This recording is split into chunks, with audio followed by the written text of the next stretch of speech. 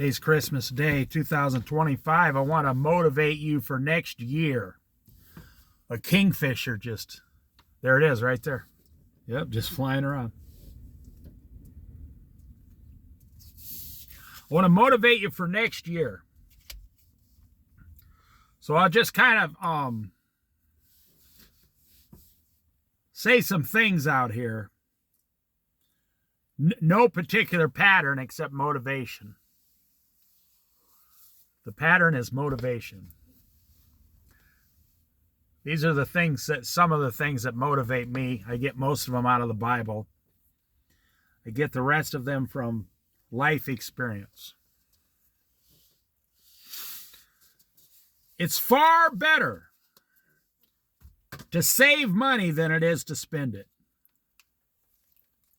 Well, I learned that over the years. I wish I'd have learned that a lot sooner. I'd be a multi-millionaire. But I'm not. Because when I was young, like everybody else, I spent the money. It's far better to save money than it is to spend it. Which leads me to my next. Well, the reason is because life is going to screw you over.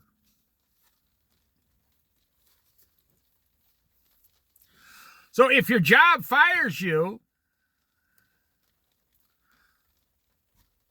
or let's say you got 300 or 100 employees down at the plant. Doesn't matter what kind of plant it is. Doesn't have to be a hog processing plant from the Midwest, from South Dakota.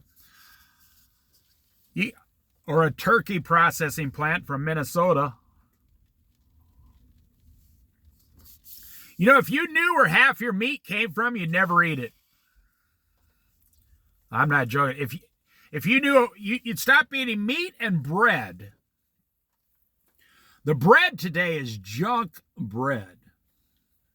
That's why you got to buy like the whole wheat bread. You got to buy the more expensive kind of bread and then cut in half what you eat. Don't eat as much bread and buy the expensive kind, the real bread. Not that processed stuff. If you knew how old some of those frozen items were in the freezers at the grocery store, you would never buy them.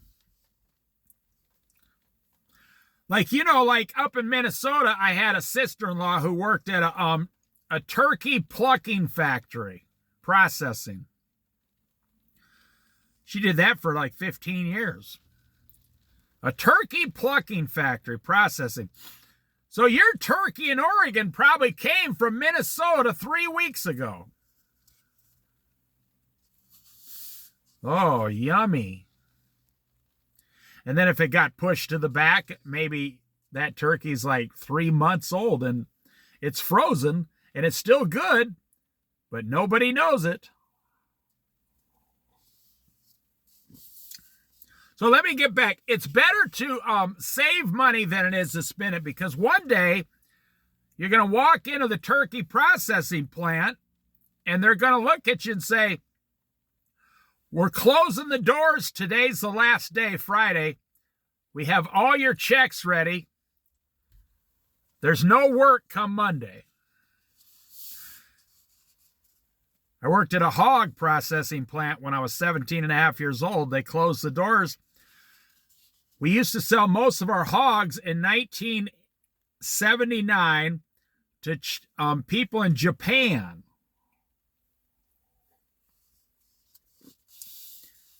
And after about a year and a half, they said, "We're not going to buy them anymore." We found them somewhere else for like 10 cents a pound cheaper.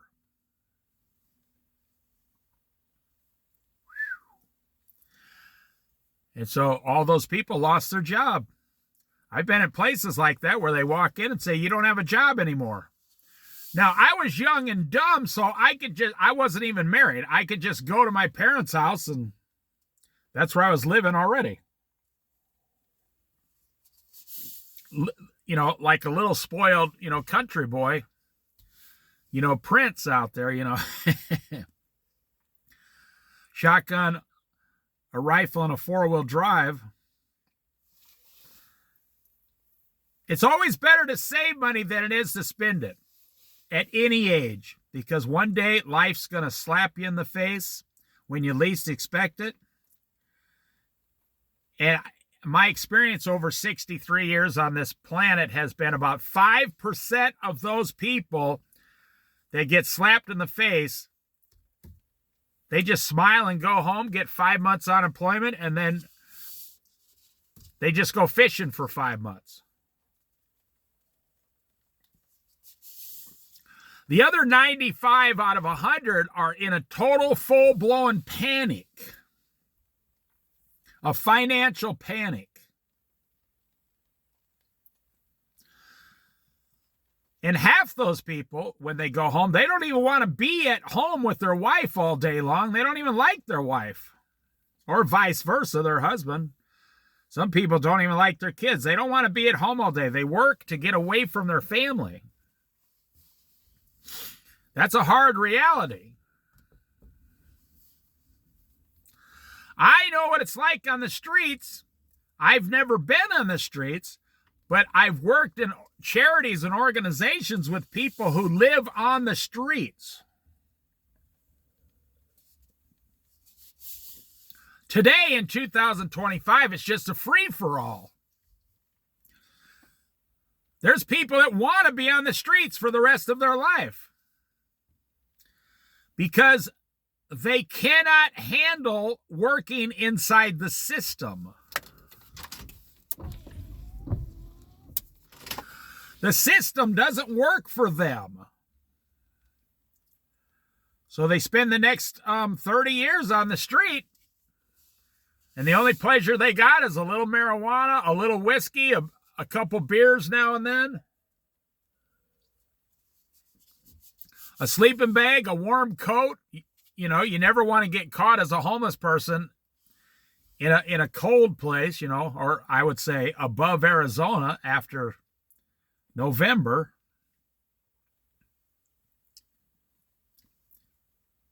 Because life's going to come along and smack you.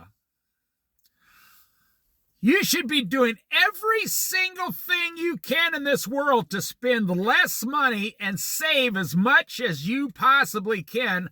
And when you get that attitude, even at a minimum wage job, you can still save a lot of money. Let's say you make $15 an hour, which is minimum wage here in Oregon. That's $600 a week, you know, $525 bring home, so it's $2,100 a month. Now, don't tell me it can't be done, because I have friends today that are doing it. They work 40 hours. They bring home about $2,300 because they make a little bit more minimum wage. They have no car, nothing, and they live on $1,200 a month. Their rent is about $800. Rent, electricity $50 a month in an apartment. That's $850. Cell phone, $50. That's they get a phone where you buy the minutes every month. That's $900 a month. They have $300 a month left for food, and they work in a restaurant, so sometimes they get free meals. And they save over $1,000 a month. As a single man in their 40s or 50s, they save $1,000 a month. What are their expenses? Rent, electricity, one cell phone, and food. They literally don't buy anything else. Now, they buy toilet paper, toothpaste, shampoo at the dollar stores. They very little. They go through very little. And like I said, they bring home $2,200, $2,300 a month. They live on $1,300 or $1,200, and they save $1,000 a month. Now that's really funny, because if life comes and slaps them in the face, and they've been saving money for 5 years and they got $60,000 in the bank, well, then they can just go down the street and get another minimum wage job. They can take a year off if they want to, because they're living on $14,000 a year. They don't own a vehicle. They walk 1.5 miles to work and back. It's really good for their health. They wash dishes or prep cook 8 hours a day, and they go home.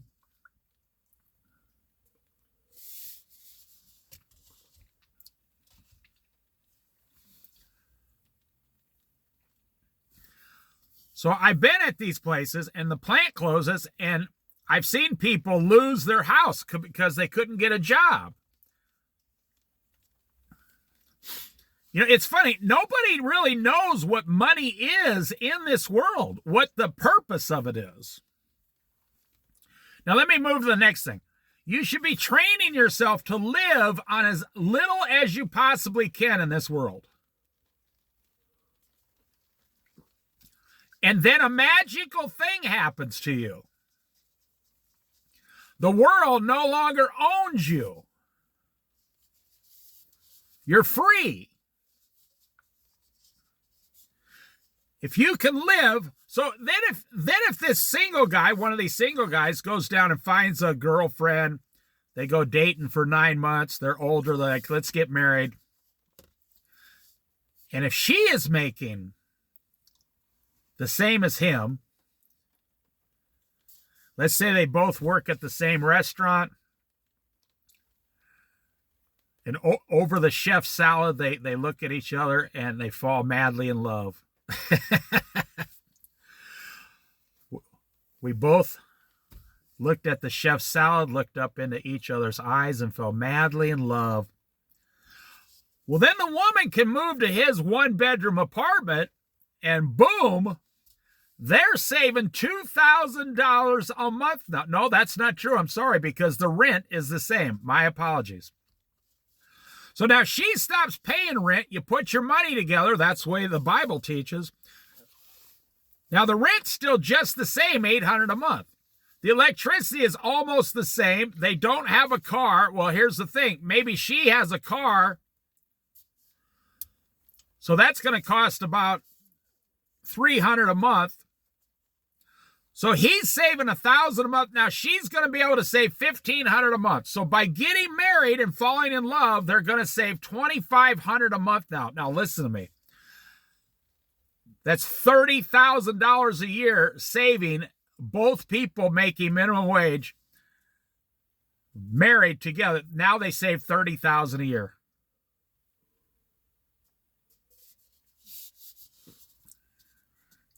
And I know you're out there going, wait a minute, what did he just say? How could they save $30,000 a year on minimum wage? Well, you're apparently not paying very close attention. They both make $16 an hour, 40 hours a week. They both bring home $2,300 a month. Maybe they make $17 an hour. That's $4,500 a month. They live on $2,000 a month. The guy was living on $12,000, and now with her, they're living on $2,000. They can save $2,500 a month. Take out your calculator, America. Times 12. The easy way to figure that out is 2,500 times 10. 10 months is 25,000. Just put a 0 at the end. And then add 5,000 for the other 2 months. What's the total? What's 25,000 plus 5 is 30,000. I know it sounds like I'm being a smart aleck, but literally people actually You listen to some of the, well, the internet has destroyed people. You don't need to look for the answer anymore. The answer is just given to you. But the problem is 75% of the answers that are given to you are the wrong answer. That would be a good study in today's society. Just take a group of 12th grade students and give them all the wrong answers. And just see if they believe the whole thing for like a whole year in one classroom. And just have them come out. Well, of course, the school would be sued like crazy, but just give them all the wrong answers and see if they don't believe it. There was a passage in the Old Testament. I think it was they had this 12-year-old king, or maybe this was the 18-year-old king. I can't remember. One of those younger kings. And after 400 years, someone found the Word of God. It would be like if the Bible did not exist for 400 years on earth, but God was still there. And then after 400 years, someone found a Bible and started telling the whole world. So this was the Jews, the Israelites. And it was one of the younger kings. And after 400 years of a drought of the Word of God, God just sat there silent for 400 years, like almost 8 generations. And never even said a word about himself to these people because they abandoned him 400 years earlier, and they found the word. This wasn't the Israelites with Moses. This was earlier. Or no, this was later, after in the King of Kings somewhere. After 400 years, they found the Word of God, and it was read openly in public. And that young king said, woe to us, woe to us. We have all been, I'm just paraphrasing here. We have all been sitting like crazy against the God, creator of heaven and earth. We all deserve death. And everybody repented. I think, I'm not sure if I can get the story 100%. Everybody repented, but God still destroyed the place. And he still took that king's life. Because once you know the Word of God, once you know the truth, now you are held accountable under that truth. Now, you're held accountable anyway, don't get me wrong. But in my opinion, I think you're held more accountable. So let me back up. So for every person listening, sometime soon, life is going to slap you in the face financially. I pray it's not, health-wise. No. I had a friend go to the doctor recently, and he's pushing 70 years old. And he had a problem with a couple things in his stomach or something. And he said a very, very wise thing to me. I was talking to him, and he's a Christian. And he said, it's not what's going on the outside of your body. It comes down to what's going on the inside of your body. And young people don't understand that unless you're sick and you've been to the doctor a lot. Sometimes young people get sick, but not even 5% as old people. Old people understand. It's not about what's going on the outside. It's about your digestive system. Are you retaining the nutrients? Are you drinking enough water? Are you eating enough vegetables? Are your meals too big? I mean, you can really get screwed up on the inside of your whole system. And that's why, you really got it. Really, we're not taught in this society that we should watch what we're eating, because the inside of your body is going through this digestive process So it was a very wise thing that he said. It's not what's going on the outside. That's what Jesus said about, they used to wash the outside of the bowl thinking they were cleaning their sin away. Jesus said, it's not about the outside of the bowl. It's what's inside your soul. It's not about the food even, actually. For Jesus said, food goes in and flushes out of you. Unless you screw up the system, you see. People don't understand these basic things anymore. Like, when we were younger and you had a car that had a carburetor on it, you understood that carburetor only has these little jets in it that spurt fuel into the carburetor and give the rest of the engine, power and start the process. And if those little holes, those jets inside there were clogged up, that's what made your car go chug, chug, chug, chug, chug, And when you try to push down on it, the whole car might be in great shape, but if that one little carburetor's off, I've watched I watched a Mexican guy once. Matter of fact, I've told this story many times on my other channel. When I was coming to Colorado, I had a 1978 Chevy station wagon, 4-door. I wish I still had it. I would have turned it into a classic, but this thing had a 350 engine that someone told me, your engine must have been manufactured at the plant on a Wednesday. I was young. I said, what does that mean? He said, this guy used to work at the dealerships in Detroit. He says, because if you go on Monday, people are in a bad mood. You get bad engines on a Monday. If you go on Friday, people want to go home, so they're hurrying up. You get a bad engine processed on Friday. It's called lack of quality control. If your engine was made on a Wednesday, everyone's in a good mood and you get a much better product. I'm like, really? That makes perfect sense, actually, because I've worked in plants before. And everybody on a Monday was pissed off all day long. I don't know why.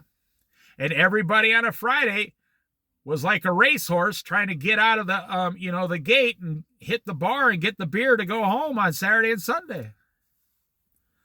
A working man's best night of the week is Friday night. And his best day of the week is Saturday because he's off. And his most annoying week is Sunday night because he's got to go to work on Monday. And his most annoying day of the week is Monday because he had to go back to work.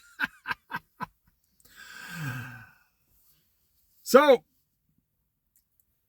this Mexican guy, before I moved here, see, God told me, in 2 weeks, you're going to move to Oregon, from Colorado to Oregon, and you're going to drive this car out there. Now, I said, okay, I have a problem. The car won't start. I'm not making this up. This sounds just exactly like what Jesus would do. For you older Christians, you know exactly what I'm talking about. This is exactly what Jesus does. Sometimes, not all the time. Jesus takes an impossible situation and not only makes it very possible, he actually completely turns it around with like miraculous powers. So I couldn't get the car to start, and he told me in about 17 days you're going to be going to Oregon in this car. And I had the hood up. Now, he told me we were going sooner, and I didn't have any money at the time. And he said, you're leaving. And, of course, I said, why don't we wait 6 months so I can save a couple $1,000s? And you have to understand, this was 24 years ago. $2,000 is a lot of money back then.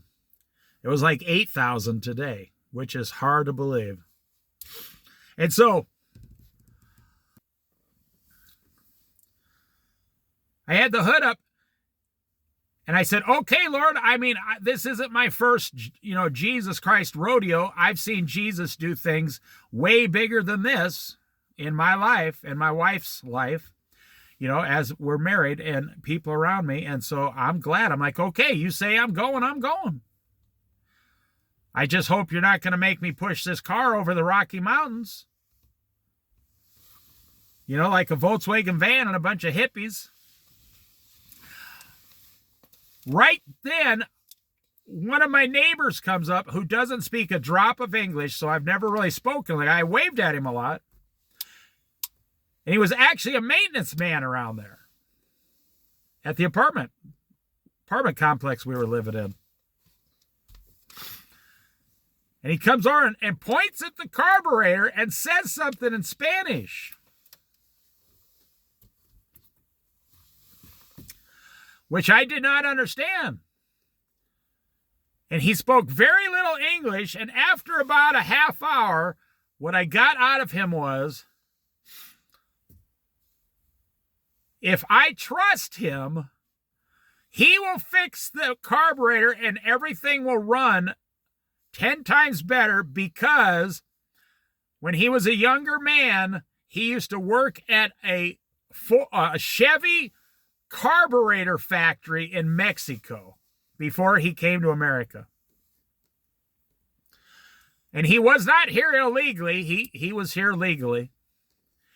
And he worked at a Chevy carburetor factory. He said, matter of fact, I used to work on these old station wagons at the carburetor factory.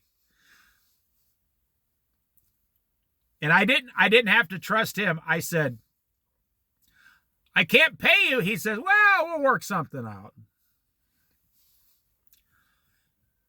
He said, I'm going to take your carburetor off this Chevy, and I will be back in a week. I was like, wow. Now I had $10. I said, well, here's $10 to start. So he could buy this stuff. He had a special solution that only he made. Now, this was a real Mexican, authentic Mexican. This was not an American Mexican. This guy was born, raised in Mexico, Mexican food, hardworking. His hands had calluses on them. He was skinny. He was a nice guy. He was older than me. He was like 55. He had gray hair. I was 40 years old at the time. I said, okay, well, what do I have to lose? Jesus said he'll take care of it. Well, and then I trusted the guy because he pointed at a Jesus picture I had in the car, and he pointed at the Jesus picture, pointed up in the sky, and pointed at his own heart, telling me he is also a Christian for Jesus.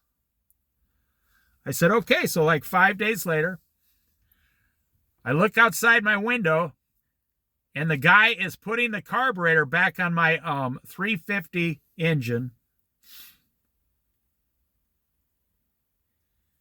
And he's working. I come out, I gave him like some sodas or whatever. And I think I actually gave him some lunch meat and some bread in case he wanted something to eat. Which is funny because he took it gracefully. He said, oh, yeah, thank you. He said, I'll eat this later. I mean, it only cost me $2 because a loaf of bread back then was 99 cents, and a loaf of a large package of bologna was only 99 cents back then. If you saw the video I just saw at Christmas Eve a piece of beef for $250. It's on my shorts videos. I saw a piece of meat for $250, and it was only 12 pounds. $20 a pound. I saw 4 pounds of chicken for over $30. For only 4 pounds of boneless chicken breast, $32. Like, what the? It was $7.49 a pound. For chicken, you can raise like 5 whole chickens for $10. in your backyard. Just go get 5 little chicks down at the store and then just let them eat the bugs and things and throw out your scraps to the chickens in your backyard. And in a few months you'll have, and then you'll also have free eggs. So the guy worked on the car for about 3 hours, got everything hooked up. I handed him the keys to the car, everything. He had everything. He gets in the car, and I'll never forget the sound of that carburetor. That car went to like a spa for cars. That car turned into like a race car when that guy was done with it. That car hasn't seen power like that since like 1990. He just turned the key, went, boom, boom, boom. Before it was like, boom, boom, boom, boom, and then I'd get it started, and then it'd have to warm up, and then when the carburetor got really hot, it started running well. This car was like, boom, boom, boom, boom, boom. I was like, whoa. He gets out, he makes a few adjustments. He's like, the guy goes, Z, yeah, hey, Z, he's shaking my hand. The guy gives me a hug. He rubs my head. He pats me on the back. He's like, oh, yeah, I haven't done that in years. Oh, that sounds good. It sounds good, yeah. And I was like, whoa. That's incredible. So the car was running perfect. And I was going to leave in about a week. So the Lord told me, you can pay that guy, give him $30 more before you leave. I had an old lamp I was going to take with me. And it was a nice lamp. It was some kind of like glass lamp I had. He said, give him the lamp. He said, give him some of the stuff give him everything you're not taking with you. Give to this man. Every day I saw him working on there, I'd walk out of the house. This will make you laugh. I walk out of the house. Hey, thanks again. Here's a lamp.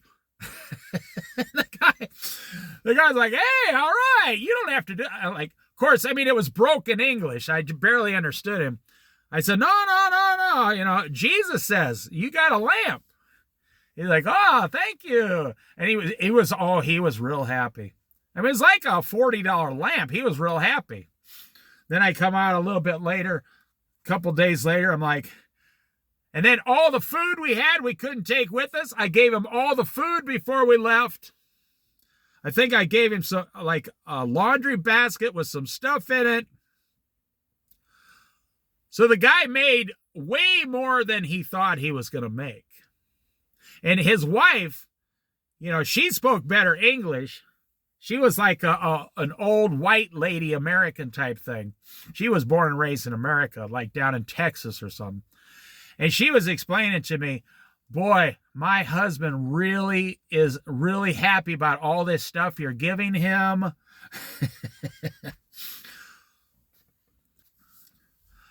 So let's back up. It's always better to save than it is to spend. And what does the Bible say? It is better to give than receive. And what I have personally learned in this world, it's way better to train yourself to live on nothing. Now I'm going to talk about that part here because this is kind of my specialty. Now there are some things I like, but I've been training myself to live on nothing for like over 40 years, 45 years. When I was younger, I, on purpose, chose a life of simplicity. I don't know, something happened to me when I was young. I saw how the pain of people trying to get things. Now, I became a Christian when I was 10 years old. So I had a lot of things happen to me from like age 12 to like 16 years old. I learned a lot of things that most people don't learn until they're 50 years old. And I guess when you're a young child, you just kind of see it more clearly. You don't need the details. You don't need all this stuff. you don't need the whole plan. You just know what's right and what's wrong. And I saw, my parents struggling to make a house payment. I saw the struggle in life to get food every day, 7 days a week. I saw the struggle of you own land, and the more land you own, the more you're going to sit on that mower and go around in circles. We had 10 acres, and but our front lawn was like 2 acres. We had a huge front lawn. And my dad, once a month, he's sitting on the riding lawnmower for like 5 or 6 hours on his day off. I just saw the struggle. I'm growing up around farmers.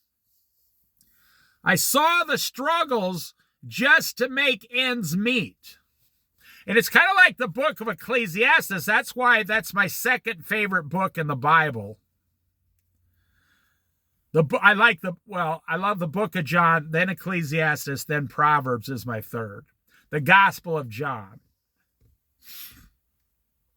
The book of Ecclesiastes says, it's better to look at the end of a thing when you're starting. So, what do people do today? Well, they buy a $400,000 house.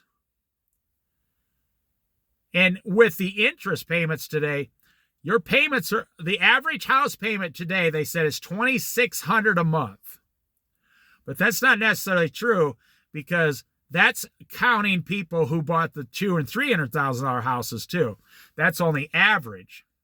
And the average today cost for taxes, insurance, upkeep, roofs, cement, lawn care, everything, water, electricity, windows, everything, is $1,400 a month now. Dang. So if you owe $2,600 a month average payment and $1,400 a month for upkeep, it's $4,000 a month to live in a $450,000 house. But that's only if you put like $100,000 down.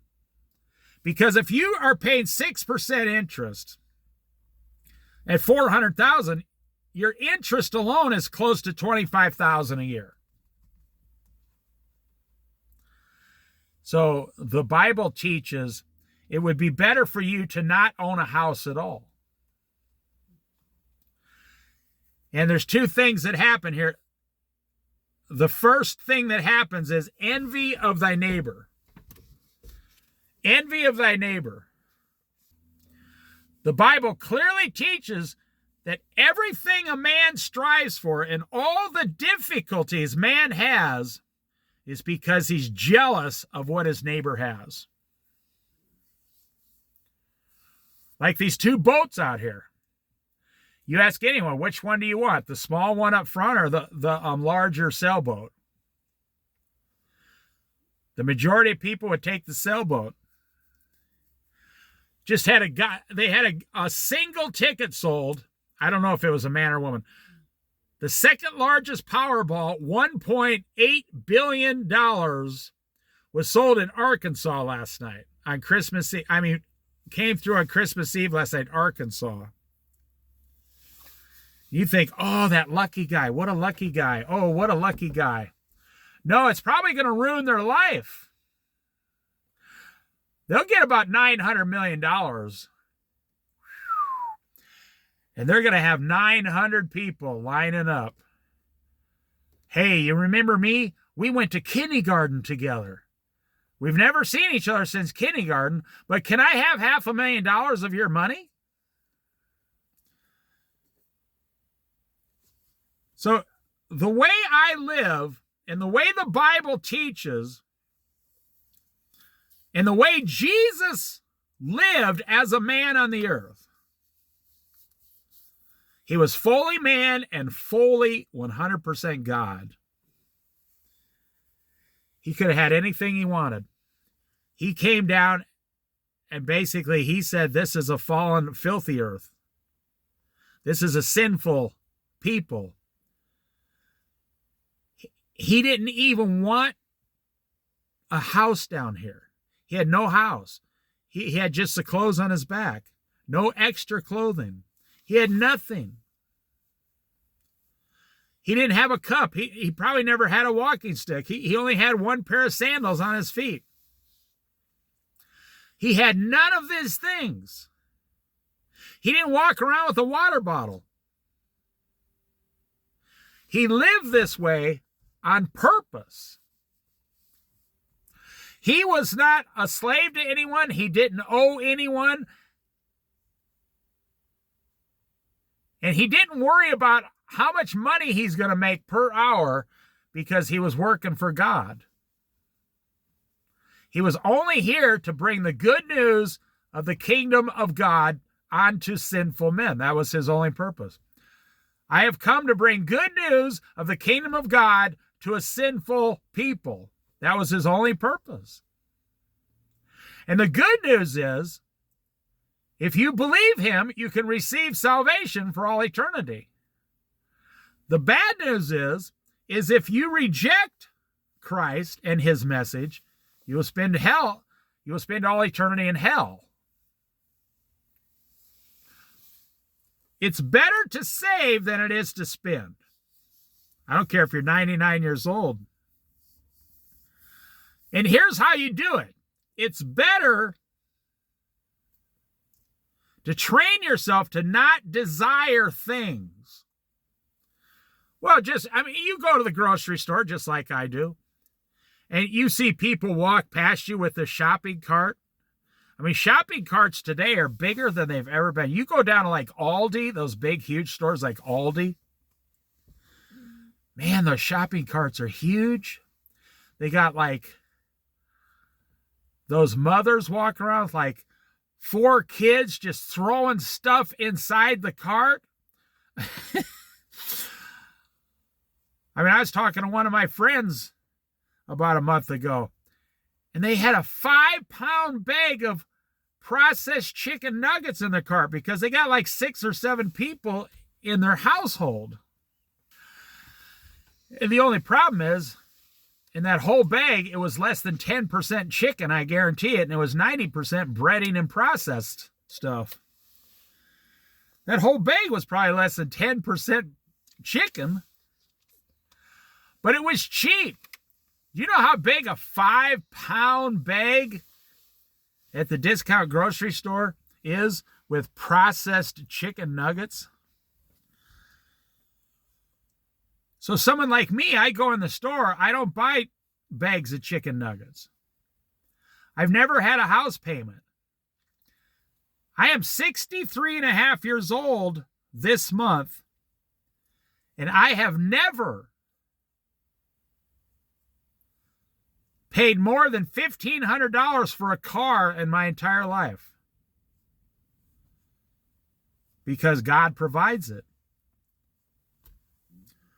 And people say, well, you spend a lot fixing them up. No, I haven't. I've only spent $1,500 on a car in the last 3 years. I've never spent over $1,000 on a car before that. And I pay cash every single time. Every single time, my whole life since I was 16 years old. And whatever I spend on the car, I usually spend on repairing the car over a 4-year period. So if I spend $1,000 on a car, I spend $1,000 on the car over 4 years, and that's it. So it cost me like $2,000 to have this car for 4 years. Today, people have $700 car payments. That's only 3 months of payments. That's what my whole car will cost for 4 years. Even the one I have now cost me $1,500. I put about $1,500 into it 3 years ago. I got $3,000 into it over 3 years now. And starting after tax time next year, or towards next summer, the price of cars, can you see all those seagulls flying? The price of cars the used cars in lots are going to start dropping. The economy is about to start busting, and people are going to start getting laid off next summer. And then in 2027, it's going to get twice as bad. I mean, I know it is. But if you wake up every day and you live in a one-bedroom apartment with the love of your life, you are 110% debt-free or 100% debt-free. You follow Jesus every single day. You have some money in a savings account that you never touch. And you have skills. You have skills in life. And you live, now this is one of the most important parts, you live on less than $2,000 a month as a married couple. Man, I mean, literally, that's when the world opens up to you. You could say, me and my wife are going to save her entire paycheck for 10 years and then we'll be rich. Let's say you bring home $40,000, your wife brings home $40,000. And you save her entire paycheck for 10 years, $400,000, which would be $500,000 in the bank. Now you got $500,000. And then your kids are growing up and on their own because you trained them the right way on what to do. You gave them a system. You didn't just kick them out of the house and say, go to college. You're on your own. No. You wonder why they come back. Because they don't know what to do. You never taught them what to do. You never showed them this is a job. Go get this job.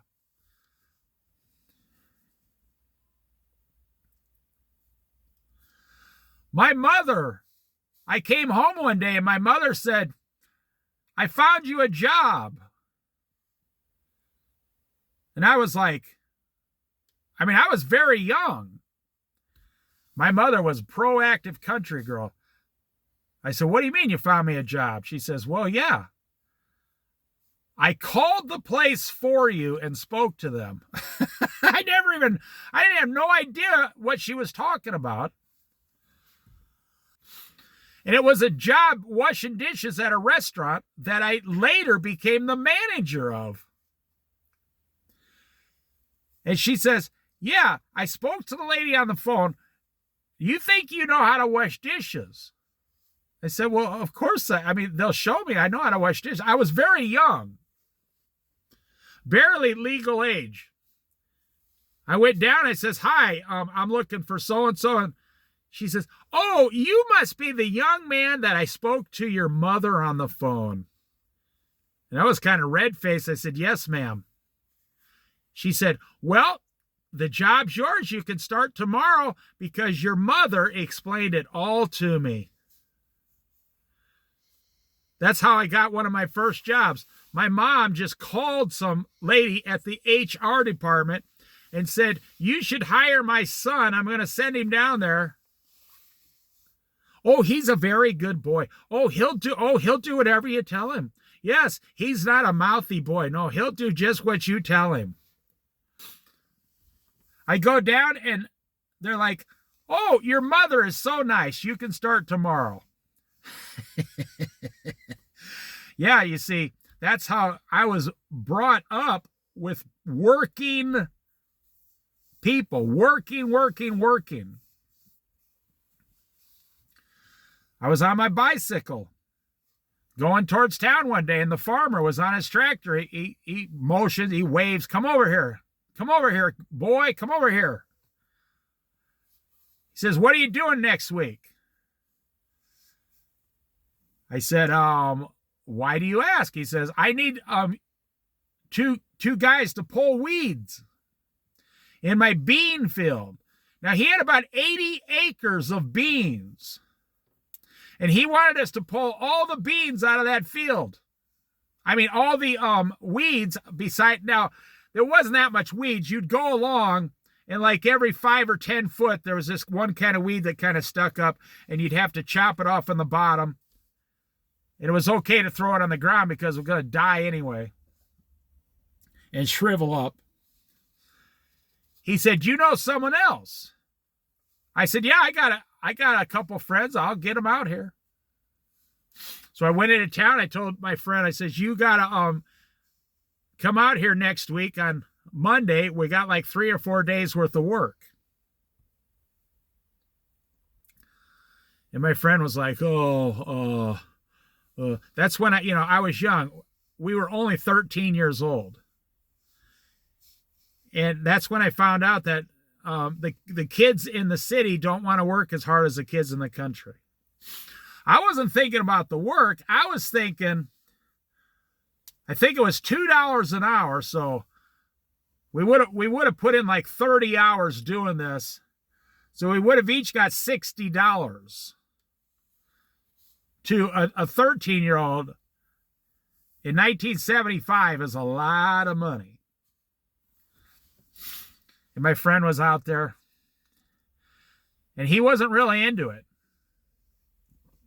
He'd go down the road, and here come that 80-year-old farmer.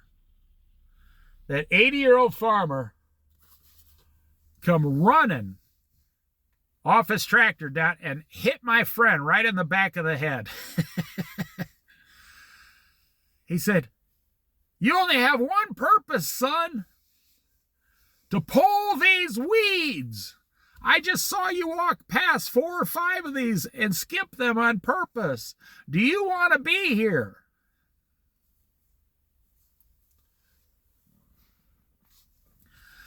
And I says to the farmer, I says, hey, Mr. So-and-so, wait a minute. Let me talk to him. He says, well, if he misses any more, he looked at me because we were kind of neighbors within a mile. He said, well, I trust you because I've spoken to you before. He says, you take care of your friend or he's not coming back. And I'm not paying him to miss weeds.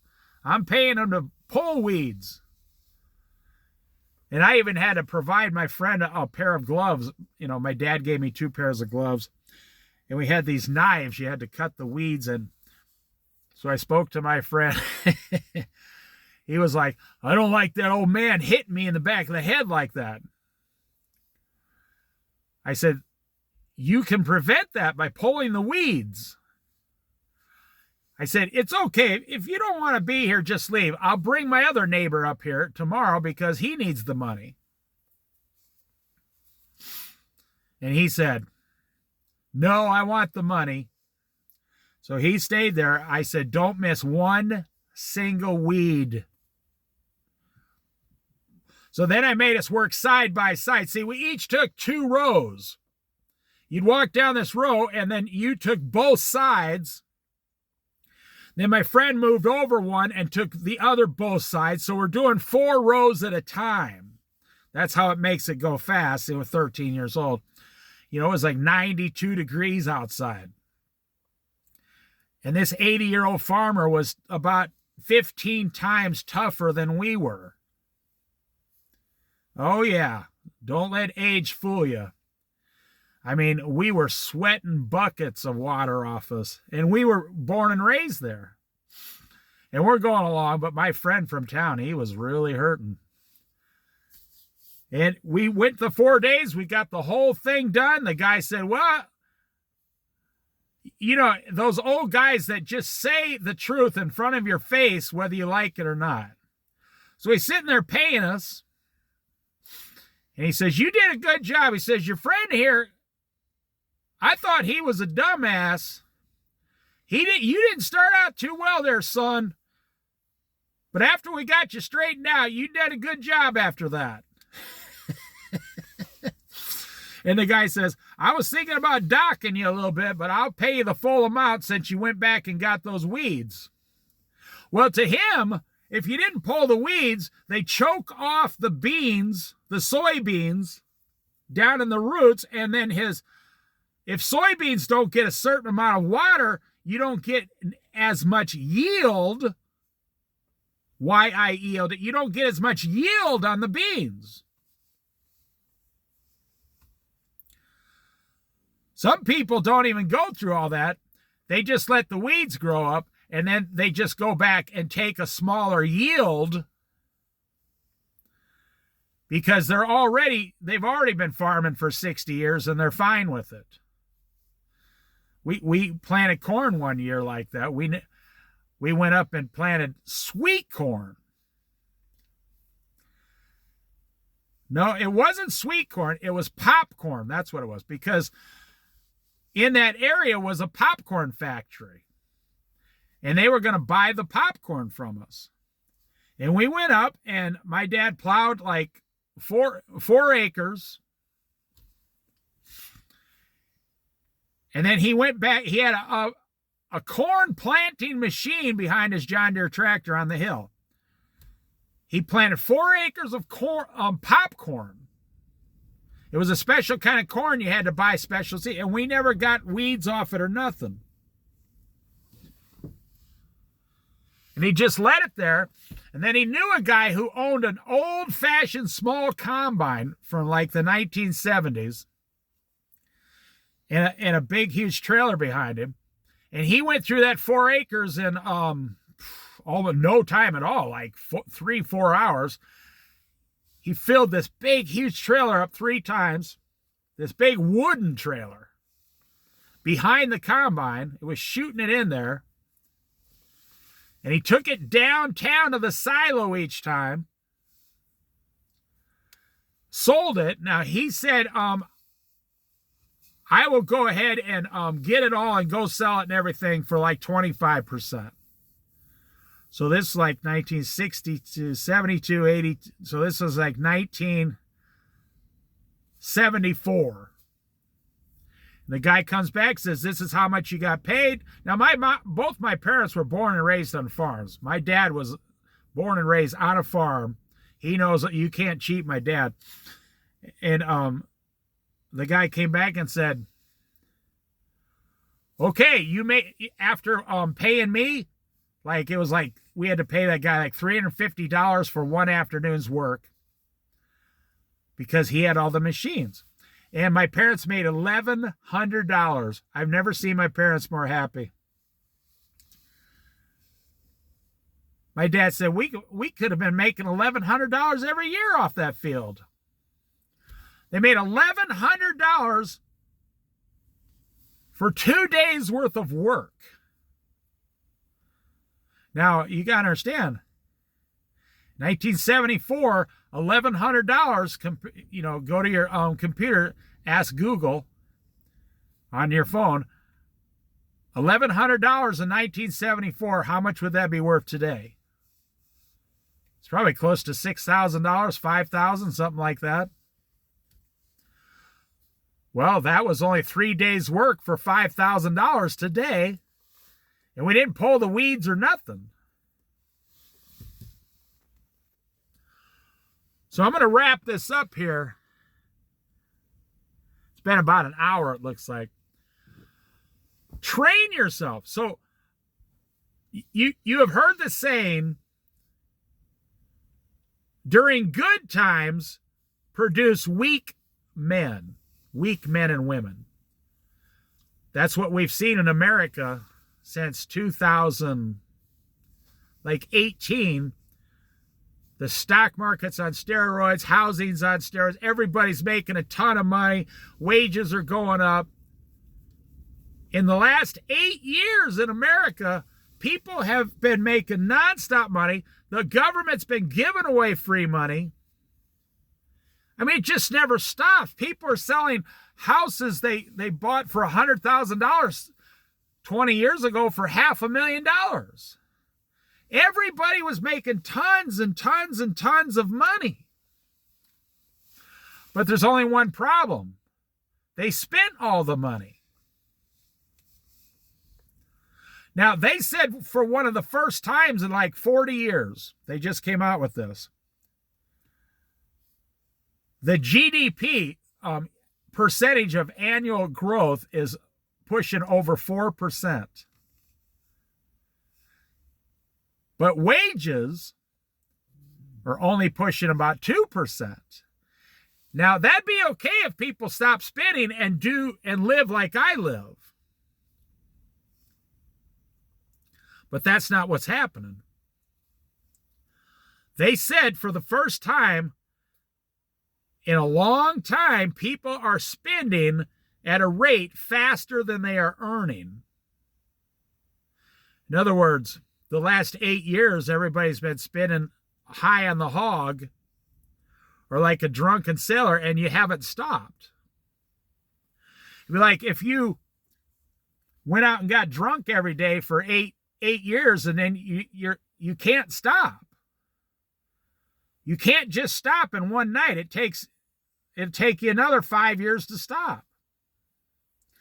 Well, that's what's happening with spending now. People are spending everything they get now. But we've hit an impasse here.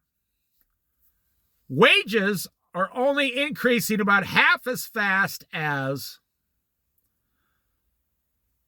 spending. Now, GDP. What is GDP? Gross domestic product. That is spending. Whatever people spend comes out in the GDP. That's how you get that.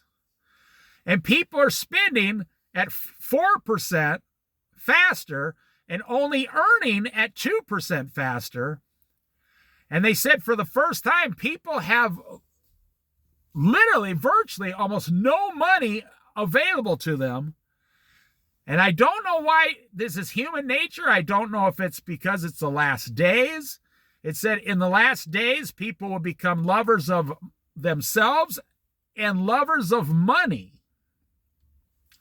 And I just see this constant love of money today. Well, you love the things that get you. I mean, I knew a person who she bought a brand new $38,000 car. And they only make about $24 an hour. And they went down, got a married couple. They bought a brand new $38,000 car. It's just a smaller car. It looks nice. And this was like 5 months ago. Now the car just looks like a used car with a bunch of mud on it. But guess what? $38,000 over 7 years. 7, 14, 21, 28, 35. That means their payment is $600 a month for 7 years. So now it just looks like a used car. It's got, like 8,000 miles on it. They don't drive it that much. Now it's used. The $35,000 they paid for it. This car is worth $28,000 now at the most. If you wanted to trade it in, they wouldn't give you over $23,000.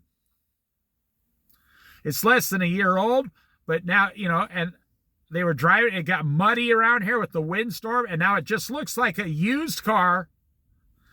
If you can buy a brand new $38,000 car, you could have went to Portland and bought a car that has 15,000 miles on it already for $28,000, and you would have saved $10,000. And you would have only had to make payments. So now you can buy a $38,000 car for $28,000.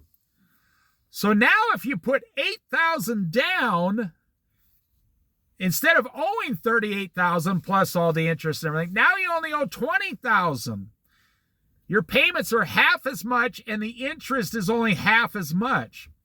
And you have a car that still has the rest of the full 3-year warranty on it. I'm not sure why people do that. Well, other than what I said.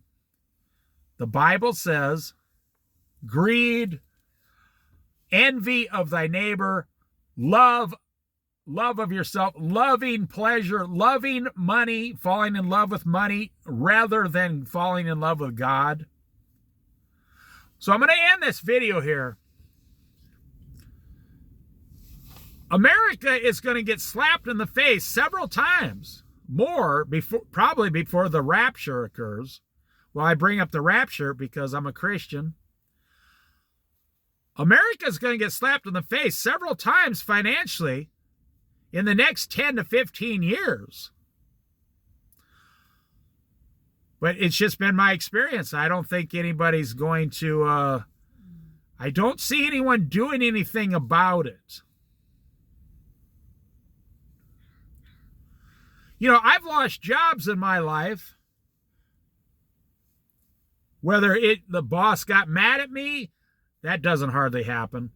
It's usually the place goes out of business because the owner doesn't know, is not involved enough to know how to keep it going.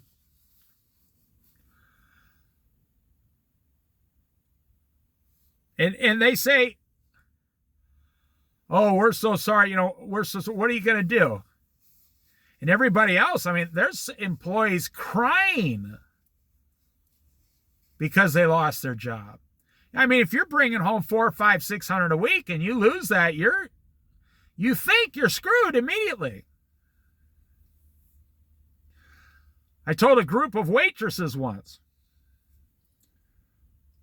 I said, calm down. And they're looking at me, they know me. Nothing is happening to you. And they say, what are you talking about? Just lost our job. I said, that's because that's what you're concentrating on. How many restaurants are right down the street? And they said, well, there's like 10. So the three of you together with all your 3 resumes this afternoon, start walking and say, all 3 of us need a job. When can we start? And it was funny, within 2 restaurants, all 3 of them got hired at 40 hours a week. And 2 of them were making more money than they were at the other place. And the other one went to the other place because she wanted a little bit smaller place. And the next week, they were laughing. They said, you're right. We're actually doing better now. They said, we should have quit that old job sooner and came down here and made more money. They got a raise. God did them a favor by getting them fired.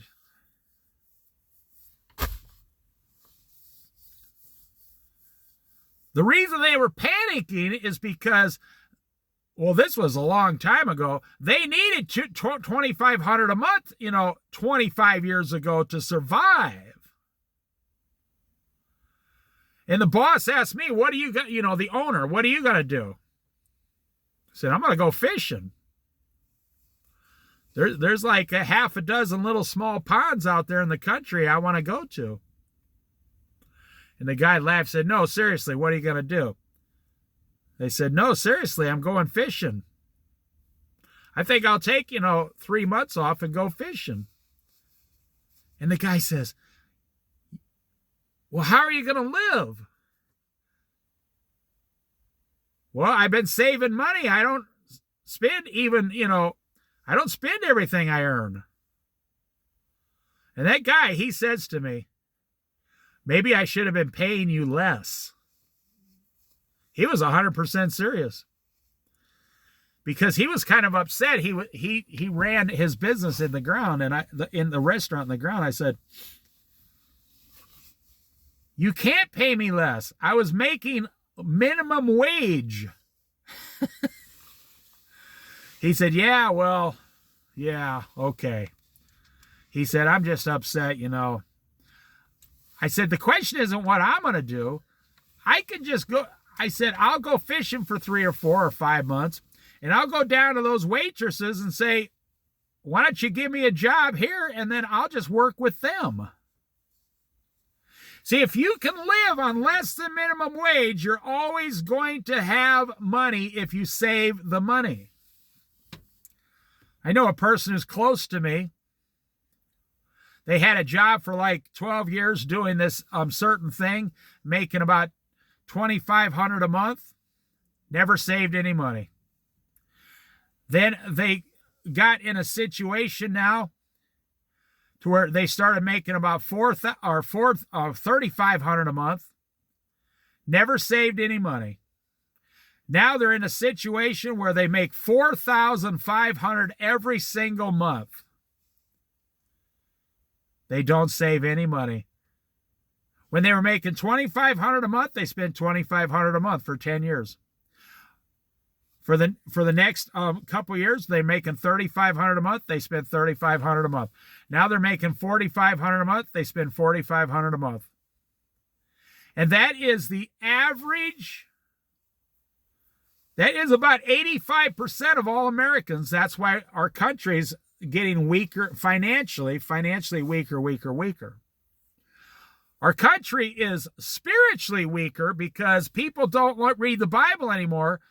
They don't want to be born again Christians. They don't want to follow God. They don't want to follow the Word of God. Well, I wasn't sure how this conversation was going to go. But you're never, I'm gonna wrap this up. You're never going to go anywhere in this world, and you're always going to have troubles. You're always going to have financial troubles, what happens when you have financial troubles? You start having medical issues, stress, anxiety. That leads to digestive issues. You start eating and drinking, trying to soothe your pain. Life is very simple. If you live like Jesus, you won't have any of these problems.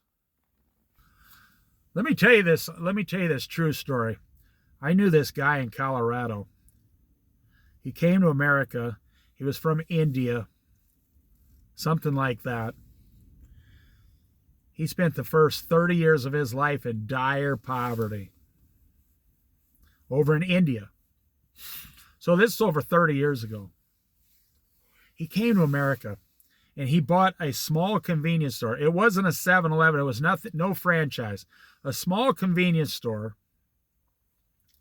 And he didn't borrow the money from anybody else. He won the lottery, is what he told me. He said, I won the lottery. I was picked to become an American citizen. He said, there's millions of people in India, and they picked my name, whatever it was back then. And he, within whatever it is, 8 years, he was a full-blown American citizen. Spoke perfect English. He knew the Constitution upside down better than me. Matter of fact, he used to carry one of those little Constitution books in his front pocket. As an American, they sell them. You can get the whole Constitution on this little booklet, like a little pocketbook, and put it in your front pocket if you want to. So I know people who carry them around. And this guy came here, and he brought a wife from India. And they had like 3 kids over here. He bought this little convenience store. I mean, it's just like the American dream on steroids. He bought this little convenience store. But to his benefit, the location he bought the convenience store was near an interstate, kind of close to an underpass, close to town on the other side, and on the other side of him was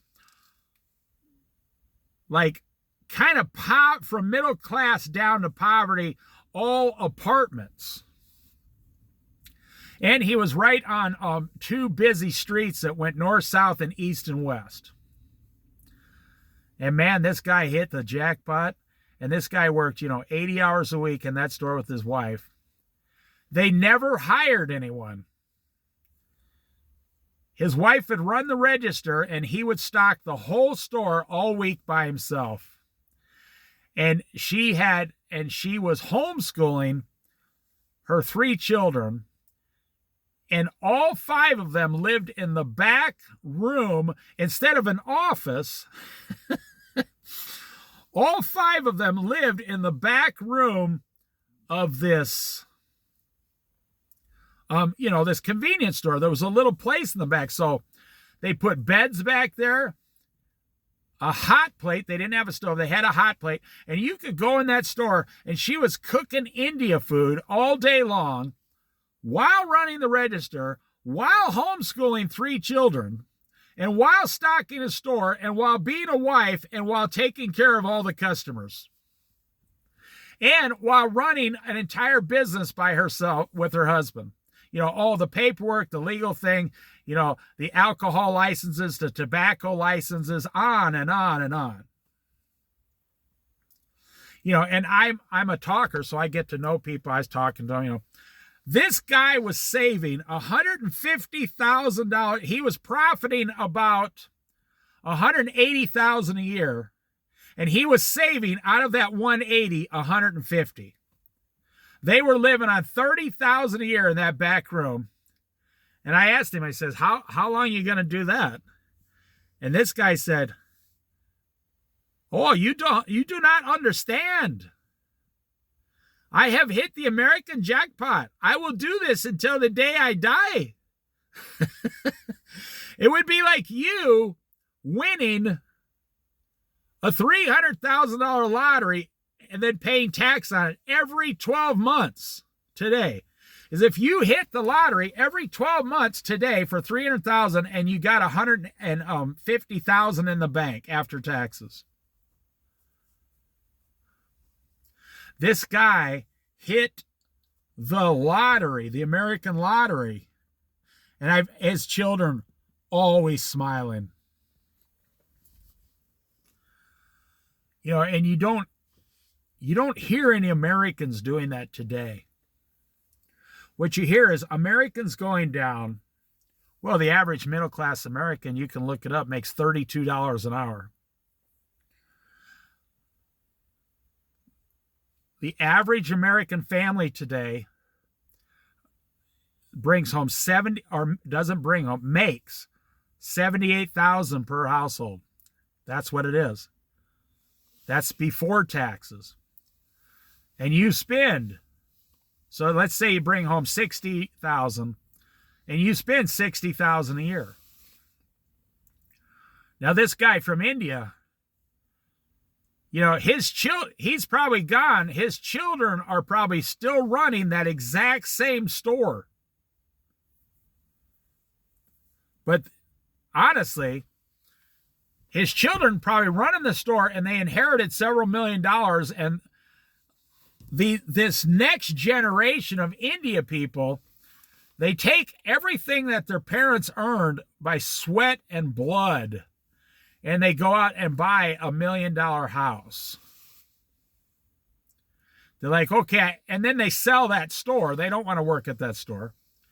They sell the very thing that made them rich. I almost said famous, made them rich. They go and sell the very thing that made them rich. In other words, you know, the seeds like Jack and the Beanstalk, they sell the seeds that made the beanstalk. And Jack climbed up and got all the riches from the giant. That's why farmers don't sell their fields in the Midwest, because it's the field, the dirt, the ground that made them wealthy.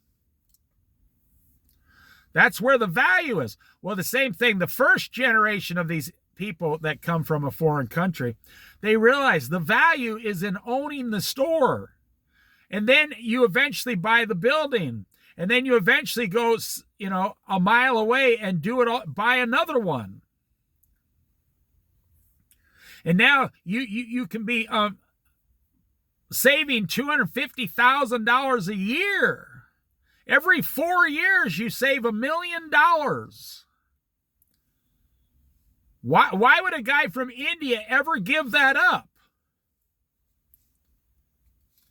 But an American, if you made $250,000 savings a year, you wouldn't save it. You would just increase your lifestyle of pleasure. But that's, you see, it's all in the way you look at it, how you view the opportunity, how you view your life, how you view that opportunity. The guy from India says, I have an opportunity to save $150,000 a year for the rest of my life. Thank you, God, for my American jackpot, my American dream. And then him and his wife own like a $15,000 car. You know, it's funny, his wife never drove that car. They went somewhere like 2 days a month. I mean, like separately. And, you know, an American woman would say, oh, that's abusive. That's abuse. I have to have my own car, my own, you know, master bathroom, my own master bedroom, my own 4-bedroom house. I have to have all this stuff. But then you don't have any money in the bank. You have a little bit in your 401k someday. That's if the stock market never crashes. If the stock market crashes, your 401k crashes. I just read an article about 2 months ago. I don't know where it was, but it was a teachers union. They have teachers quitting like crazy in this union now. They can't retain teachers in this entire school district. It might have been Detroit, Chicago, because they changed the pension on them.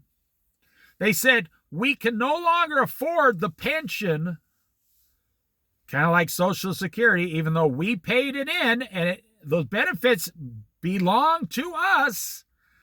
Those teachers paid the money in. They earn the benefits on that pension, kind of like the state workers. We paid in for 20 years. You owe us a certain amount. And so what they're doing now is saying, anyone who gets hired from now on, they were cutting the pension back, the future pension payments by 30% in the school district. So like people on the pension today are getting like $2,800 a month after working 30 years. So they're saying now, if you work 30 years, in 30 years from now, we're only going to give you like $2,400 a month. So the future teachers are saying, you want me to work 30 years to make less than you're paying now? Because in 30 years, $2,400 a month is going to be like $1,000 a month today. Well, I think I'll end it there. I could keep going on and on about this financial stuff. And it's not the main message on my channel. My main message is salvation, and like I've told you this in the last few videos, I'm going to make less of these videos because I see the writing on the wall and I see the drain circling, put it that way. I see people financially in America circling the drain and going down.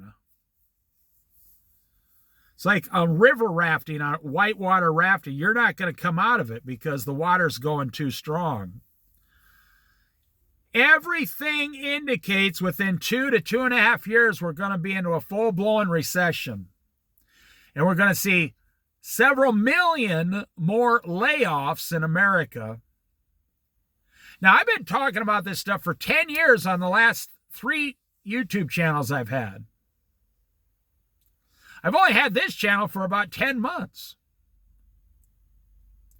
And I've been talking about it nonstop. And all these videos get very few views. Very few people look at them. So I can see, that's why I'm saying, the information is out there, but the heart of people is not accepting the information. It's like the Bible is out there. What do they say? Only 28% of Christians. Now this is so sad. And you know God's watching this. Only 28% of strong born-again Christians read the Bible once a month. What? How do you expect to do anything reading the Bible once a month or more? And this thing is, people who claim to be a born-again Christian, if you asked them in a survey, are you a born-again Christian? And then they mark yes. And the next question is, how strong of a born-again Christian are you? They would say strong. I'm a strong born-again Christian. And then that next question, how often do you read the Bible?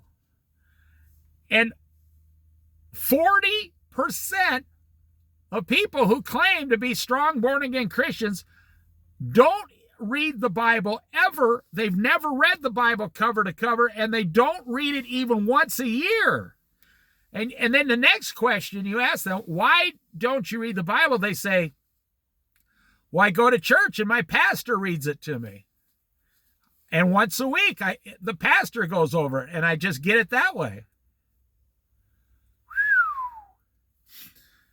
If you went to work once a week, how much money would you make? Well, the same thing with God. if you show up and talk to God for 1 hour a week on Sunday at church, how much is God going to pay you? You think God's going to pour down all of heaven and all the storehouses of heaven down upon your head for 1 hour a week? You're going to have to show a lot more incentive than that if you want to be a well-accomplished Christian. So I'm saying the same thing, even with Christianity aside, people are making financial decisions in America that just stupefy, the dumbify, however you want to say it. It doesn't make any sense. The Bible says very clearly, money gained little by little grows into large amounts over time. Money gained quickly dwindles quickly. It also says, only a fool spends everything he gets. It also says, in a wise man's house are many good things, like fine perfumes, fine oils, fine foods. That man, gold, silver, spices, that man's never going to run out of all these good things because in a wise man's house. So but in America, you're going to spend everything you get as fast as you get it. Wow. And what does the Bible say? You are a fool. You're 100% complete fool. Only a fool spends everything he earns as soon as he gets it. Well, let me end here. At some point in the future, you're going to get financially slapped. Because you can tell it's starting in Florida, Texas, California. Housing prices are going down, which means jobs are going down. People are getting laid off. All these things are happening. It's happening everywhere you go. It's happening slowly now. Well, not that slow. It's kind of sped up. And you might have a strong, what does Donald Trump say? I'm going to solve all the financial problems by making the large manufacturing companies come back to America and pay all of you $20 an hour. Word for word, that's what he says. And you say, well, how much do these jobs pay? And he says, $20 an hour, and some of them pay up to $35 an hour. Okay, when you get in the details, like they say, the devil is in the details. I'm here, you knock on the door. I'm here for that $35 an hour job Donald Trump talked about. They say, well, what we do is it takes about 3 months to get you on the line at $17 an hour. And then after 6 months, we're going to give you $20 an hour. And then every year, we're going to increase your wage $1.50 an hour. And in 4 years from now, you'll be making that $26 an hour. But we're going to give you all kinds of benefits that we say are worth $12 an hour. So we're actually paying you the $36 an hour. And you say, wait a minute. That's in healthcare, 401k, Roth IRA. That's in bonuses. That's like a 10% off a new Ford if I buy a Ford for employee pricing. That's not wages. That's not money I can take home and put in the bank and feed my family. You're saying, now I went through this before in the 1980s. Instead of giving you wages, they started giving you benefits. I'm telling you, the 401k was one of the greatest scams ever pulled on the American employee. It used to be like a Roth IRA or whatever it was. Our company, you would invest part of your money into the company stock. Well, then they said, because that was costing companies money. So what they said was, it just blows my mind. Instead of giving you a raise, This was around the 1990. Instead of giving you a raise, we're going to let you take 4% of your money as the employee and put in a thing called a 401k, and we're going to match you like 3% of that. And so that's the thing, you see. You think you got a great deal going because you got a 401k. And a lot of you have a couple $100,000 in a 401k, which is really funny because they have proven many, many times. And you notice that who gets that money? Your company does. Your company is in charge of that money. So the company somehow in 1990s made it to where they don't have to give you a raise, but you thought you were getting something because they used your money to give you a savings account. You can go look it all up. That's exactly how it happened. And then they are in charge, like Kroger. Kroger's one of the biggest companies in the world. So Kroger has an employee 401k program. Kroger is in charge of that portfolio with investors. You know, you pay penalties, all this stuff. You got to pay like 1% a year for fees. It's kind of like the union. You give the union $50 a month to join the union, and they can fire you anytime they want for any reason they want, and the union says, I'm sorry, there's nothing we can do about it. Well, why did I pay $50 a month to the union if there's nothing you can do to help me keep my job?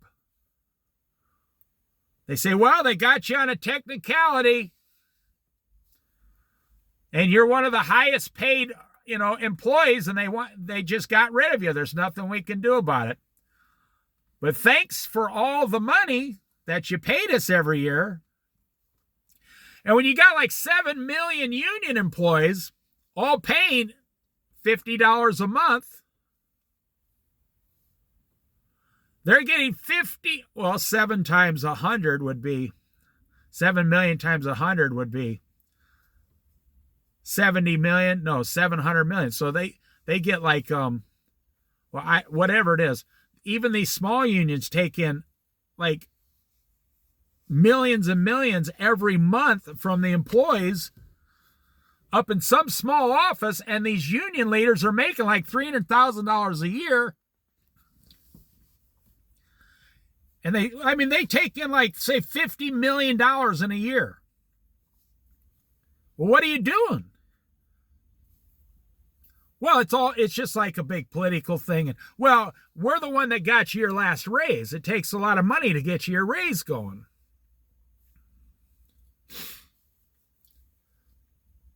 Well, then how come everybody only got 60 cents, a 60-cent raise? So anyways, to wrap this up, if you can't see what's coming in the next 2 to 3 years, then you just don't want to see it. Now, I hope it doesn't come. I literally pray to the Lord above that for the finances of the United States. But right now, we are at like, they're spending everything they got, but they're dead in the water. They don't have enough to keep up.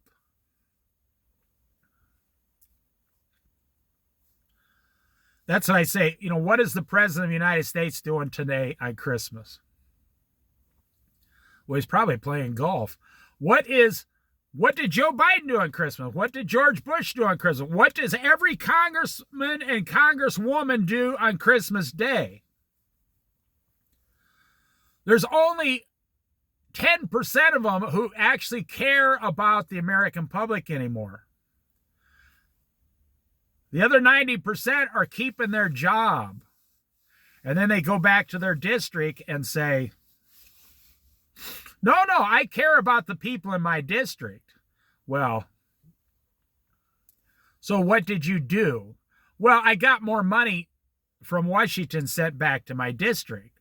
Well, now they're not that popular anymore because Donald Trump is cutting all the, well, you look in California, the federal government promised to give Southern California $7 billion for a train, one of those fast trains that will take you from like LA up to San Francisco or whatever it was for, you can be up there in less than an hour, and they needed $7 billion to finish this project by 2035. So Donald Trump said, we're taking that, we're not giving you that money, I take it back. Joe Biden said we're giving it to you. Donald Trump said we're not giving it to you, and now they just announced in California we can't build the train now because we don't have the money.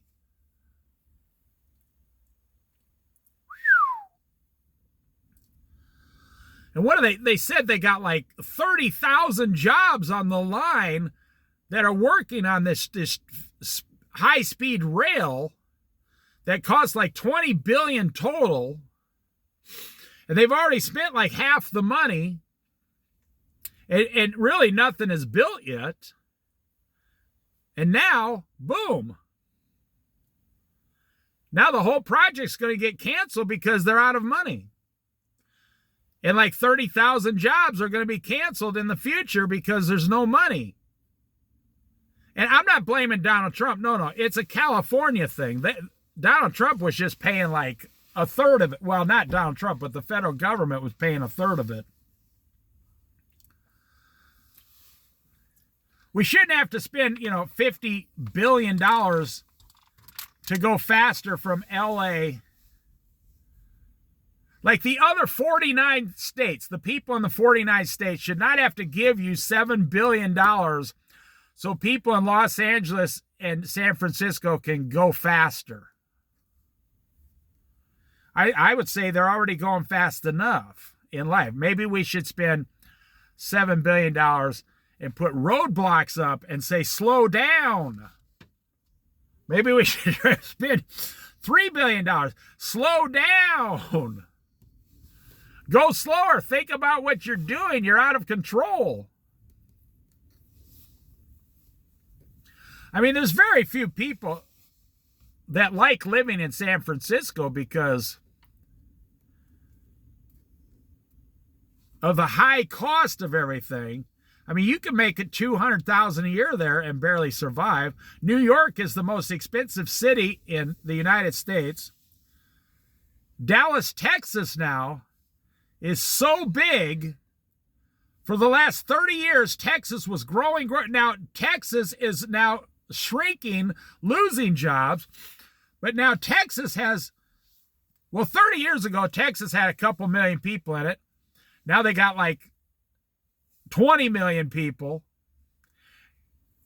But they don't have 20 million jobs. Do you understand? So it's like you're not making as much and you're spending more than you make. Well, the same thing. Now, Texas has more people than they'll ever have on jobs now. And now artificial intelligence has come along and it's saying in the next 5 years in America, we're going to cancel a minimum of 25% of all the jobs in America. Now, they were claiming 50%, but in 3 years, but it's really going to be about 20 to 25% in 5 years. Do you know what the world's going to be like in America if we lose 20% of the jobs in America in 5 years? Who was it? Oh, I was watching Pawn Stars.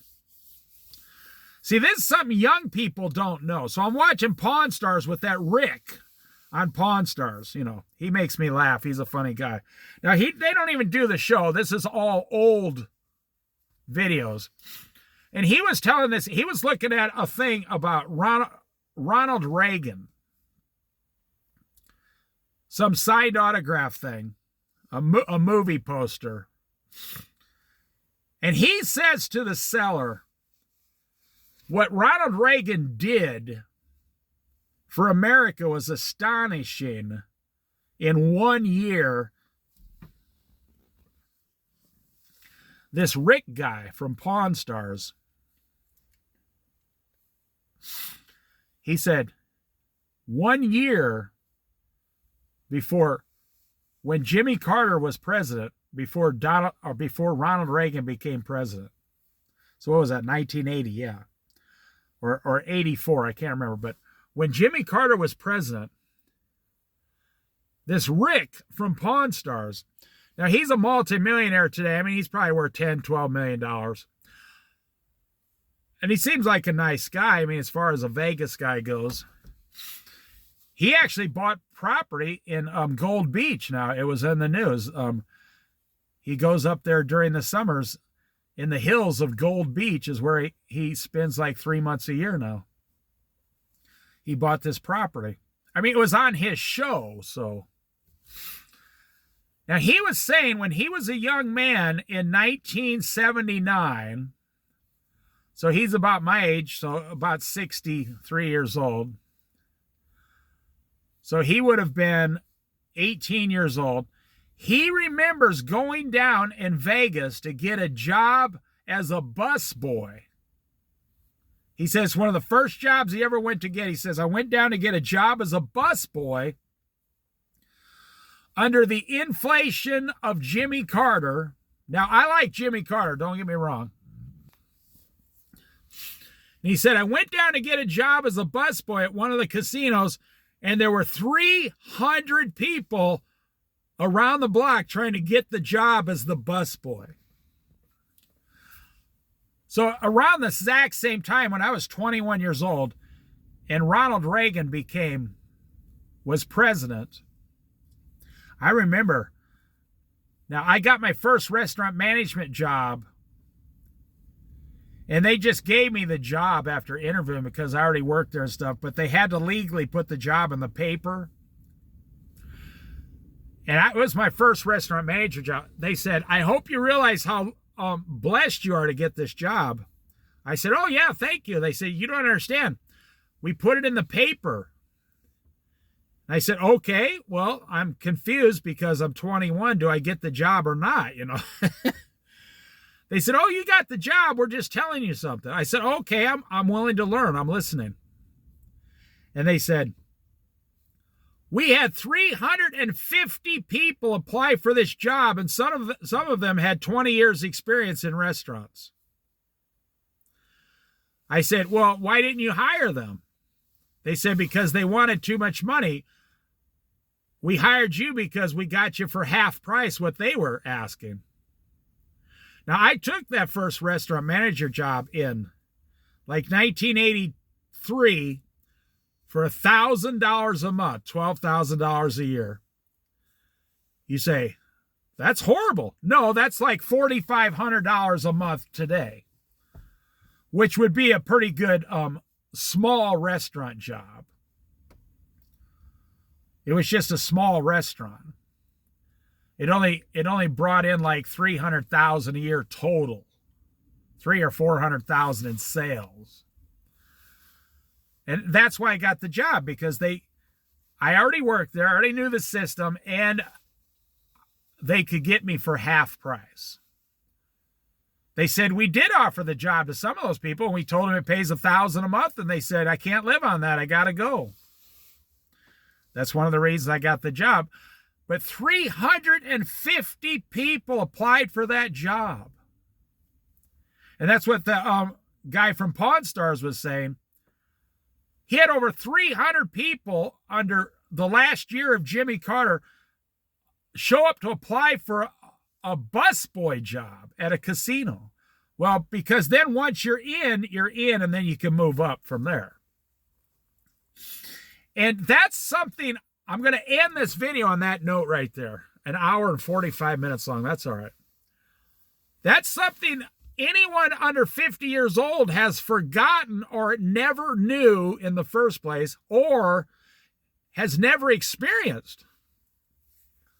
The United States of America is so large the economy can go down 35% in a matter of a few weeks, because that is the true nature of the beast, the nature of capitalism. If people stop shopping, capitalism stops. Capitalism only exists when people spend all their money every time, as soon as they get it. And capitalism only grows if people spend all their money as fast as they get it. If people ever get, like, and it usually takes a few million layoffs, and then capitalism starts coming to a halt. It's like a living thing. Capitalism is like a living thing that all Americans together control one way or the other. The more you spend, the better capitalism does. If like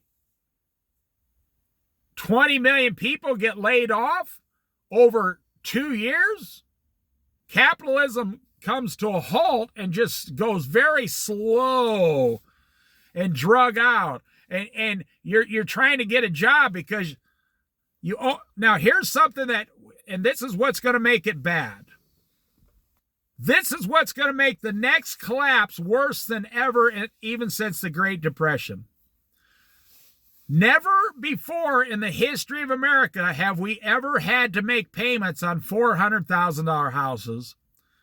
Never before in the history of America have we ever had to make the payments on $90,000 pickup trucks and $50,000 cars. And never before in the history of America have we had 20 million people behind on their student loans of tens of thousands of dollars each. Even during the Great Recession, when people were losing their houses, they were only losing $180,000 houses, and it was way easier to recover. But the banks were only losing $180,000 on a house, but then they get the house and resell it. Today, when people lose their job and they start being foreclosed on by the millions, and it only takes about 10 or 15 million to bankrupt over like 18 months, you're not losing a $200,000 house. You're losing a $400,000, $500,000, $550,000 house. And there won't be anybody to step up and buy that house. You see, back then, that's how China and all Saudi Arabia got into America during the last Great Recession. They said, hey, all these $200,000 houses went down to $80,000 in Florida, Vegas. Let's go buy 10,000 of those with our Saudi Arabia money, our China money, Chinese money. And they came over here with $20, $30 billion and bought up all the houses. But they won't be able to do that next time, because all the houses are $500,000 houses. They're not going to be able to come up with $3 trillion to buy 100,000 $500,000 houses, or whatever the number is. You see, that's what I'm saying. Think of something crashing. You know, if you have something falling out of the sky like a little one-engine plane, you know, it just kind of crashes, you know, softly, maybe everybody's okay. But if you have like a big 747 crashing out of the sky, it's a total complete disaster. Well, the same thing's with the market today. When things start falling, it's the biggest it's ever been. So we're, you know, like 10 years ago or 15 years ago, well, during 2008. So 18 years ago, let's say this happens in 2027 or 28. So it'd be 20 years ago. We had you can look it up. We had a $1 trillion crash that started all this. In 2027 or 28, that $1 trillion might be like a $15 trillion crash next time. Wow. How do you recover from that? Well, it'd take at least a decade or 15 years. So at some time in the future, I'll go back to when I started this video, you're going to get financially slapped,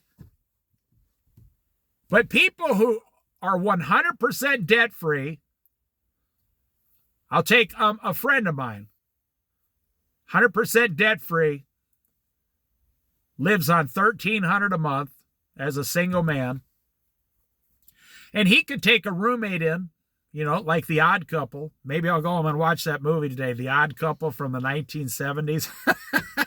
The real old one, The Odd Couple. Those guys, they made a lot of movies together their whole life. They found what worked. Jack Lemmon and the other dark-haired guy. They also made Grumpy Old Men. I can't think of his name right now. And then if you watch Grumpy Old Men 2, but if you watch Grumpy Old Men 3, where the dark-haired guy's living in Florida and playing poker with all these old ladies in his neighborhood, and Jack Lemmon shows up and has to live with him. Walter Matthau, that's what it is. On a side note, that Walter Matthau, he had a gambling problem. He wouldn't call it a gambling problem. They said he lost like $7 million in Vegas in his lifetime. He used to like to, just like in the movie, he liked to go to the Vegas and smoke the cigars and talk to the women and drink the drinks. And he spent like $7 million of his earnings in Vegas during his lifetime, is what they say. So if you're like my neighbor and you can live on $1,200 a month, and you can always make minimum wage, and he can always save $800 or $1,000 a month. So if his job goes to from 40 hours to 24 hours a week, he's still going to be perfectly fine. And then if he took another single guy as a roommate, like The Odd Couple, boom, boom, boom, he could still save $500 a month only working 25 hours a week if someone paid half his rent. And then if he got married, which this guy's not going to get married, but if he got married because he's in his 50s, boom. Now him and his wife could still save $1,200 a month. 100% debt-free. No car payment, no house payment. You live month to month, and every single month you save 40% of your income. And then it doesn't really matter what happens in the future, unless we're attacked by another country and all the banking systems fall down. But even then, if you can grow your own food, and you got a bunch of gold and silver in a safety deposit box, you're still going to be fine. I mean, if the banking system, I don't want to get too carried away here, but if the banking system ever went down in America, the whole world collapses. And they might do that in the future so they can reset everything. That's a whole nother video. I'm not going to get into it. It's called the big reset, the worldwide reset. There are people in the United Nations and stuff, they want to have a one world financial reset where everybody's wages are complete. I mean, every country's debt is completely wiped out. And they start over, but then they have a worldwide law that everybody in the world now makes, like, say, $10 an hour, and they have a one world economy instead of from country to country. Now, the Bible says that's going to happen during the 7-year tribulation. It is going to happen according to the Bible. So it's really not a conspiracy theory. It's in the Bible. But if you need a $30,000 car, even if you pay cash for it, you're basically out of control. And at some point in the future, if you get smacked down financially, you're going to just say one thing to yourself. Why did I not save all of that money when I had a chance to save all of that money? Like I said, the person I know now, they get $4,500 a month. They still don't save any money. They just act like that money's always going to be there and nothing bad will ever happen to them. Well, you know, the main thing that happens during something like that, husband's working, bringing home $50,000 a year. The wife's bringing home $50,000 a year after taxes. They're bringing home $98,000 a year.